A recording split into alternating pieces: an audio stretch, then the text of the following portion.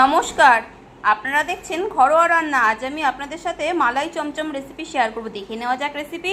প্রথমে আমি মিষ্টির রস তৈরি করব। তার জন্য নিয়ে নেব 2 কাপ চিনি,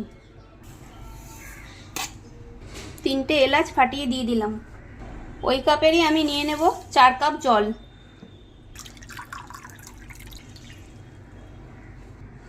ছানা আমি ভালো করে জল ঝরিয়ে নিয়েছি। এবার এটাকে মেখে নেব। মোটামুটি 8 থেকে 10 মিনিট মাখবো। এই হাতের এই চেটোয় করে এরকম করে মেখে নেব। খুব কিন্তু চাপ দেওয়া যাবে না।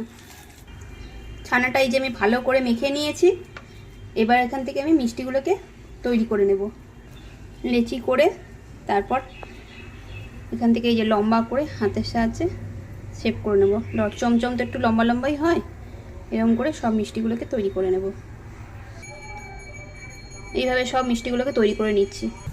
এই যে রসটা তৈরি হয়ে গেছে পারফেক্ট, এর জন্য এবার মিষ্টিগুলোকে ছেড়ে দেব। এবার আমি ঢাকা দিয়ে এটাকে হাই ফ্লেমে ফুটিয়ে নেব 10 মিনিট মতন।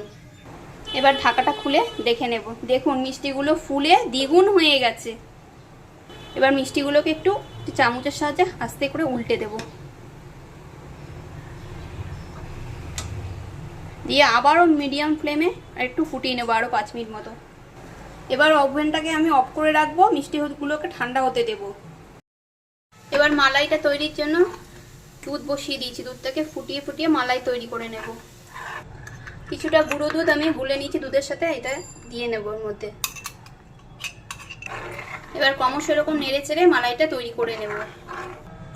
এবার আমার মালাইটা মোটামুটি তৈরি হয়ে গেছে। এটা ঠান্ডা হলে কিন্তু আরো ঘন হয়ে যাবে, তাই একটু সামান্য পাতলা রাখছি। মিষ্টিগুলোকে আমি ভালো করে রস চিপে এবার এই মালাইয়ের মধ্যে দিয়ে দিয়েছি। এবার এটাকে দিয়ে একটু ফুটিয়ে নেব। আমি অল্প পরিমাণ চিনি দিয়ে দিয়েছি। এবার ওভেন অফ করে এইভাবে কিছুক্ষণ রেখে দেবো। ঠান্ডা হলে প্লেটে সার্ভ করে আবার দেখাচ্ছি।